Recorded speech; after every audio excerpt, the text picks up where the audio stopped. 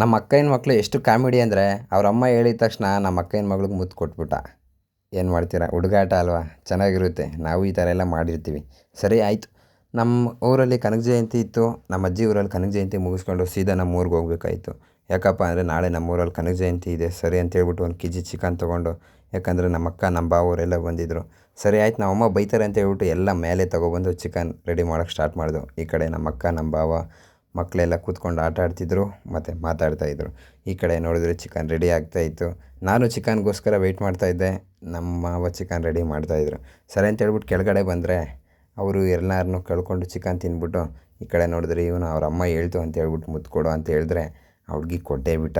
ನಾವಿವೆಲ್ಲ ನಕ್ಕಿ ನಕ್ಕಿ ಸಾಕಾಗೋಗ್ಬಿಡ್ತು ಇವತ್ತು. ಏನು ಅವತಾರ ಮಾಡ್ತಾರಲ್ವ ನೋಡಿ, ಎಷ್ಟು ನೈಸ್ ಮಾಡ್ತಾನೆ ಇವಾಗ.